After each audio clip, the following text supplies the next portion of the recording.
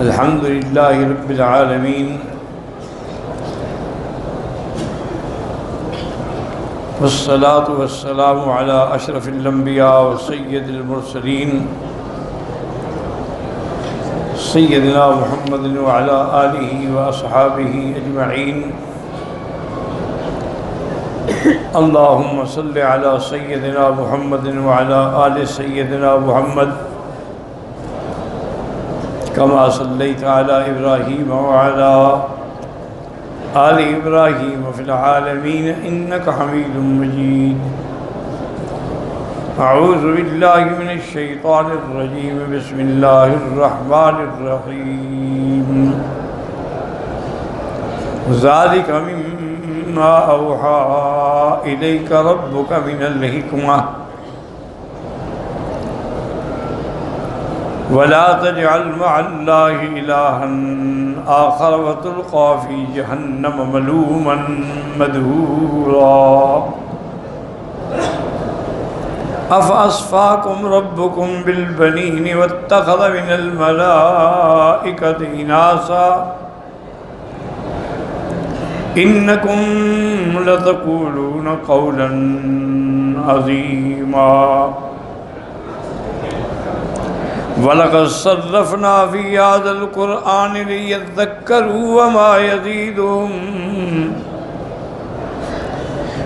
يَزِيدُهُمْ إِلَّا نُفُورًا قُلْ لَوْ كَانَ مَعَهُ آلِهَةٌ كَمَا يَقُولُونَ إِذًا لَابْتَغَوْا إِلَى ذِي الْعَرْشِ سَبِيلًا سُبْحَانَهُ وتعالى عما يقولون علوا كبيرا تسبح له السماوات السبع والأرض ومن فيهن وإن من شيء إلا يسبح بحمده ولكن لا تفقهون تسبيحهم إنه كان عليما غفورا۔ ان آیات مبارکہ میں اللہ نے ارشاد فرمایا ہے کہ جو احکام ہم سابقہ آیات میں پڑھ چکے ہیں، جو محرمات ہم پڑھ چکے ہیں، جو منکرات ہم پڑھ چکے ہیں، یہ تمام احکام جو ہیں ذالک مما اوحا الیک ربک من الحکمت، میرے محبوب یہ تیرے رب نے تمہاری طرف وحی فرمائی ہے تاکہ آپ لوگوں کو ہدایت کر سکیں۔ ولا تجعل مع اللہ الہا آخر، اللہ کے ساتھ کسی دوسرے کو معبود نہ بنائیں۔ فتلقى فی جہنم، پھر آپ جہنم میں ڈالے جائیں گے، ملومن یا لوگ ملامت کریں گے، مدحورن معنی یعنی خیر سے بعید، مطرود، ٹھکرایا ہوا۔ لیکن یاد رکھیں کہ ایسے جو خطاب ہوتے ہیں نا کہ ولا تجعل مع اللہ الہا آخر، یہ دراصل خطاب تو بظاہر حضور کو ہوتا ہے لیکن مقصود امت ہوتی ہے، چونکہ اللہ کے نبی تو معصوم ہیں، وہ تو گناہوں سے بھی پاک ہے، چاہے کہ وہ شرک کریں، لیکن جب اللہ کے پیغمبر کو کہا جائے تو پھر امت کے لیے تنبیہ ہوتی ہے۔ جیسے اللہ نے فرمایا فَلَا تُطِعِ الْكَافِرِينَ وَالْمُنَافِقِينَ، حضور تو کبھی اطاعت نہیں کرتے تھے، لیکن ہدایت ہے آپ کی امت کو کہ کسی کافر یا منافق کی اطاعت نہ کرے۔ اسی طرح اللہ نے فرمایا تھا وَلَا تُطِعْ كُلَّ حَلَّافٍ مَّهِينٍ، آپ اس کی بات بھی ہرگز اطاعت نہ کریں جو قسمیں کھانے والے ہیں اور حقیر اور ذلیل ہیں۔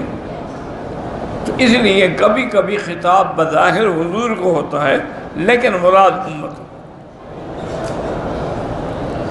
اب اس کے بعد مشرکین کے ایک اور دعوے کا رد ہے، چونکہ مشرکین جو ہے نا جی ان کے کئی قسمیں تھیں۔ جیسے یہودیوں کا یہ دعویٰ تھا کہ حضرت عزیر جو ہے یہ اللہ کا بیٹا ہے، اور نصارہ کا یہ دعویٰ تھا کہ حضرت عیسیٰ علیہ السلام جو ہیں یہ خدا کا بیٹا ہے، جس کا ذکر قرآن پاک میں ہے کہ قالت الیہود عزیر ابن اللہ، یہودیوں کا یہ دعویٰ تھا کہ حضرت عزیر جو ہیں یہ اللہ کے بیٹے ہیں۔ وقالت النصارى المسیح ابن اللہ، اور نصرانیوں کا یہ عقیدہ تھا کہ عیسیٰ علیہ السلام خدا کا بیٹا ہے، اور مکے والوں کا یہ عقیدہ تھا کہ جتنی فرشتے ہیں نا دراصل یہ اللہ کی بیٹیاں ہیں، اسی لیے ہمیں فرشتے نظر نہیں آتے، اللہ نے پردے میں رکھا ہوا ہے۔ تو اب ان کے ان عقیدوں کا رد کیا جاتا ہے کہ کیا کہہ رہے ہیں، اپنے لیے تو لڑکے پسند کرتے ہو، خدا کے لیے لڑکی، یعنی جو خالق ہے جو مالک ہے اس کے لیے تو لڑکیاں، تمہارے لیے لڑکے ہوں، اگر اتفاق سے لڑکی پیدا بھی ہو جائے تو مار ڈالتے ہو۔ تو بہرحال افاصفاکم ربکم، کیا تمہارے رب نے چن لیا ہے تمہارے لیے تمہیں لڑکوں کے لیے، اور اپنے لیے فرشتے جو ہیں وہ لڑکیاں رکھی۔ انکم لتقولون قولا عظیما، یہ بہت بڑا چیز ہے جو تم کہتے ہو اپنی زبانوں سے کہ اللہ کی اولاد ہے۔ اللہ تو اولاد سے پاک ہے، اس کی تو صفت ہے لم یلد ولم یولد، نہ وہ جینا گیا نہ اس نے کسی کو جینا ہے، اور ہر چیز میں یاد رکھیں کہ اللہ کی توحید ہوتی ہے۔ تو معلوم یہ ہوا کہ جو پیدا ہو کسی سے، یعنی جس کا باپ ہو، خدا نہیں ہو سکتا، اور جس کی اولاد ہو وہ بھی خدا نہیں ہو سکتا، کیونکہ اللہ کی تو نہ اولاد ہے نہ ماں باپ ہے۔ اسی طرح ایک لڑکی تھی مشاطہ فرعون، فرعون کے گھر میں اس کی بیٹی کی یعنی سگار کے لیے، اس کے زلفیں سنوارنے کے لیے، میک اپ کرنے کے لیے وہ لڑکی رکھی ہوئی تھی، وہ ٹرینڈ تھی، جیسے آج کل بیوٹی پارلر بنے ہوئے ہیں۔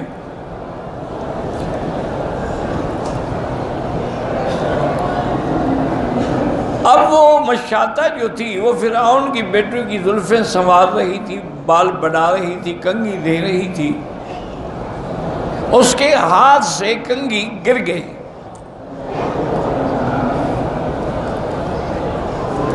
اس کے منہ سے فوراً نکلا کہ بسم اللہ۔ تو فرعون کی لڑکی نے کہا کیا کہہ رہی ہو، کس کا نام لے رہی ہو؟ نے کہا خدا کا نام لے رہی ہوں۔ انہوں نے کہا کیا تمہارا خدا یعنی میرے باپ کے علاوہ اور کوئی خدا ہے؟ انہوں نے کہا ہاں، ربک و رب فرعون، میرا خدا تو وہ ہے جو فرعون کا بھی خدا ہے۔ اس کی لڑکی کو غصہ آ گیا کہ تم میرے رب کی توہین کرتی ہو، میرے خدا کی توہین کرتی ہو، میرے باپ کی توہین کرتی ہو۔ جب اللہ پردے پڑ جائے نا جی عقل پر، پھر بات سمجھ نہیں آتی۔ اب دیکھو خود تو تم بیٹی ہو اس کی، جب بیٹی ہو تو خدا کیسے ہو سکتا ہے؟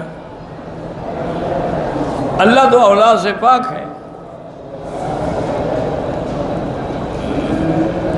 اب وہ جناب دوڑی گئی اور اس نے فرعون سے کہا کہ میری جو مشاطہ ہے نا تو یہ تو تمہیں خدا نہیں مانتی، وہ تو کہتی ہے میرا خدا اور ہے۔ اس نے اس کو بلایا اور کہا کیا کیا؟ انہوں نے کہا بالکل میں نے ٹھیک کہا ہے، میرا رب تیرا رب سب کا رب جو ہے وہ رب السماوات والارض ہے۔ انہوں نے کہا اچھا، اس کا مطلب ہے کہ تمہارے اوپر موسیٰ علیہ السلام کی تعلیمات کا اثر ہے۔ اس نے حکم دیا کہ بہت بڑا کڑاؤ جو ہے وہ گرم کیا جائے اور اس میں تیل ڈالا جائے، اور اس کو ساتھ لے آئے، دکھایا کہ دیکھو یہ تیل کیسے کھول رہا ہے، اس میں اگر ہم آپ ڈالیں تو آپ کا جسم جو ہے وہ جل جائے گا، پکوڑے بن جائیں گے۔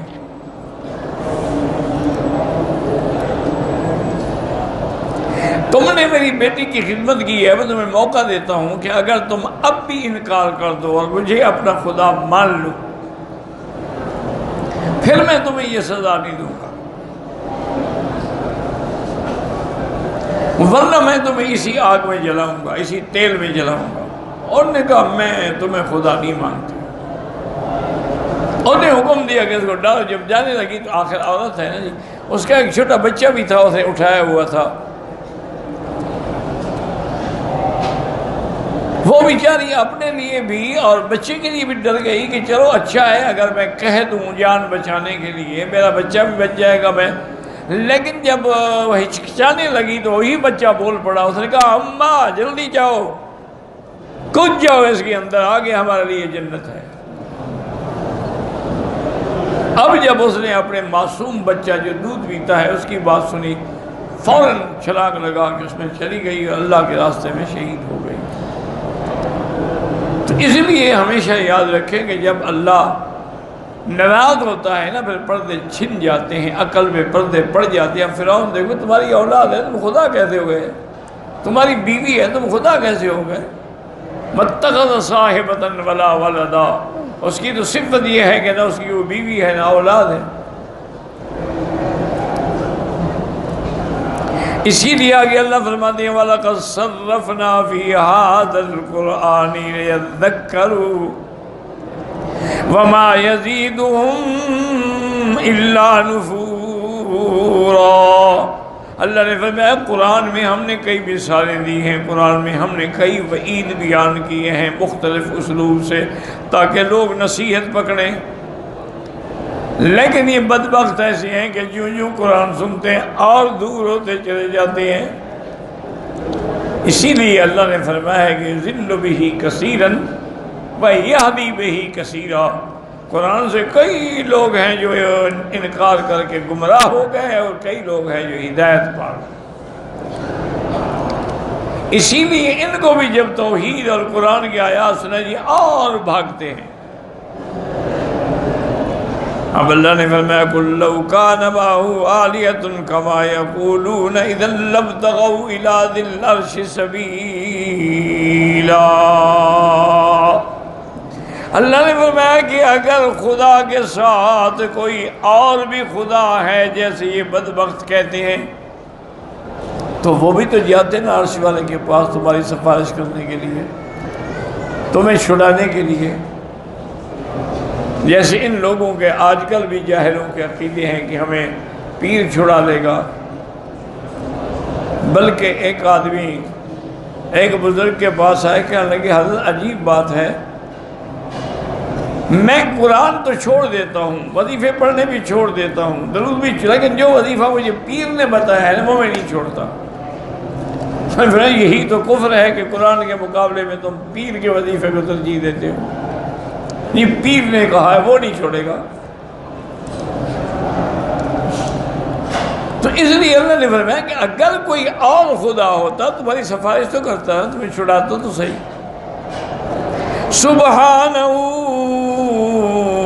وتعالی، پاک ہے اس کی ذات اور بلند و برتر ہے ان باتوں سے جو یہ ظالم کہتے ہیں۔ وہ اتنا بلند ہے کہ جس سے آگے کوئی بلند نہیں ہے، کیونکہ صفت علو اسی کی ذات ہے۔ هو الاول والآخر والظاہر والباطن۔ اسی لیے میرے مدنی نے صفا مروہ پہ کھڑے ہو کے اعلان کیا تھا کہ لا الہ الا اللہ وحدہ وحدہ وحدہ لا شریک لہ لا شیء قبلہ ولا شیء بعدہ، جس سے پہلے بھی کوئی نہیں اور جس کے بعد بھی کوئی نہیں۔ اسی طرح ایک عیسائی نے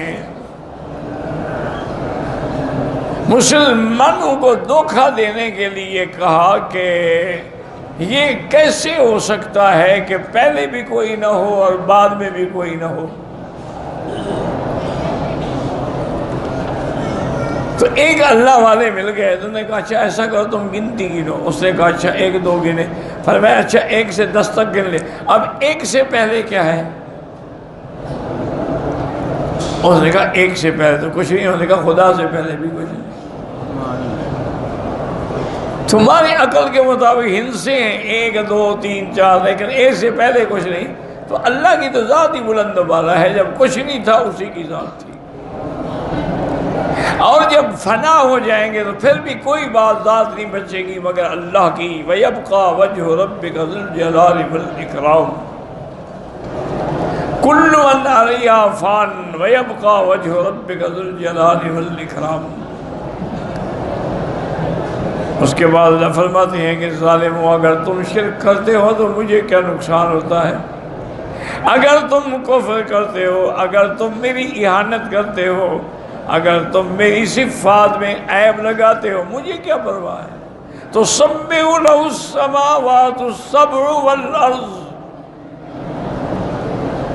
تسبح لہ السماوات السبع والارض ومن فیہن، اس کے لیے تو آسمان اور زمینیں اور جو ان کے درمیان میں مخلوقات ہیں ہر چیز تسبیح بیان کر رہی ہے، اس کو تمہاری کیا ضرورت ہے؟ لیکن فرق یہ ہے کہ وَإِن مِّن شَيْءٍ إِلَّا يُسَبِّحُ بِحَمْدِهِ، کوئی چیز نہیں ہے دنیا میں مگر وہ اللہ کی تسبیح و تعمید کرتے ہیں۔ وَلَٰكِن لَّا تَفْقَهُونَ تَسْبِيحَهُمْ، یہ الگ بات ہے کہ تم ان کی تسبیح کو سمجھ نہیں سکتے۔ جن کو اللہ نے علم دیا ہے، اب چیونٹی نے بات کی تو سلیمان علیہ السلام نے سمجھ لی، باقی لشکر میں تو کوئی نہ سمجھ سکا، کیونکہ باقی کو یہ علم نہیں تھا۔ ہدہد نے بات کی تو سلیمان علیہ السلام نے سمجھ لی۔ اسی طرح ایک ستون تھا مدینہ منورہ کے ریاض الجنہ میں، محراب کے قریب کھجور کا تنا تھا، اس سے حضور ٹیک لگا کے کھڑے ہو کے جمعہ کا خطبہ پڑھتے تھے۔ آج بھی اس توانہ حنانہ وہاں موجود ہے، ستون میں لکھا ہوا ہے۔ ایک عورت نے آ کے عرض کیا، ان کا حضور میرا جو عبد ہے نا، میرے پاس جو ملازم ہے، وہ لکڑی کا بڑا اچھا کام کرتا ہے، اگر آپ کہیں تو آپ کے لیے بھی ہم ممبر بنا دیں، آپ کو کھڑے کھڑے تکلیف ہوتی ہے۔ اچھا بنا دو۔ تو اس نے 3 قدم کا ایک ممبر بنا کے حضور کی خدمت میں رکھا۔